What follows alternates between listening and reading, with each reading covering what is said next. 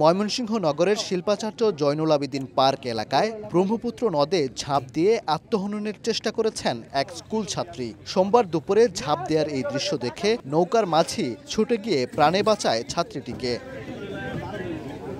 প্রত্যক্ষদর্শীরা জানান, পার্কের ব্যাটবল চত্বরের নিচে নদের কূলে চার দোকানগুলোতে শতাধিক তরুণ তরুণী ছাড়াও পার্কে আসা লোকজন চা আড্ডা দিচ্ছিলেন। ওই সময় হঠাৎ স্কুল ব্যাগ ও জুতা ফেলে নদে ঝাঁপ দেয় ছাত্রী। বর্ষায় ব্রহ্মপুত্র নদে পানি বৃদ্ধি পাওয়ায় স্রোতে তলিয়ে যেতে শুরু করে বোরকা পরা ওই ছাত্রী। তাকে নদে ঝাঁপ দিতে দেখে দৌড়ে নৌকা নিয়ে যান মাঝি স্বপন মিয়া। স্বপন দৌড়ে গেলেও মেয়েটিকে বাঁচাতে ছুটে যায়নি আর কেউ। ওই সময় অনেকেই সেই দৃশ্য মুঠোফোনে ধারণ করতে ব্যস্ত হয়ে পড়েন। কিছুক্ষণ পর আরেকটি নৌকায় আরো 3 ব্যক্তি গিয়ে সহযোগিতা করে মেয়েটিকে নৌকায় তুলে পারে নিয়ে যায়। দোকান করতেছি, ওইখানে দুইটা ছেলে একটা মেয়ে বসে রয়েছে।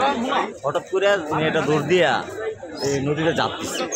ঝাঁপ দেওয়ার সাথে সাথে আমার ছোট ভাই আর আমরা সমান সাথে সাথে গেছি, পরে নৌকা নিয়ে তাদেরকে উদ্ধার করা হয়েছে। নগদের কাছে সব গ্রাহকই প্রিয়, তাই তো সারা দেশে ক্যাশ আউট চার্জ সবচেয়ে কম। একজন মাঝি দ্রুতগতি একটা নৌকা নিয়ে সে ওই মেয়ের কাছে গেছে, মেয়েকে হঠাৎ করে ধরছে।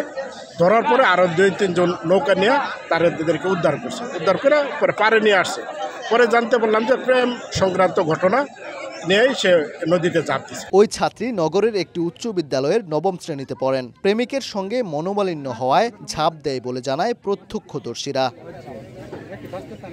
ওবায়দুল হক, সময় সংবাদ, ময়মনসিংহ।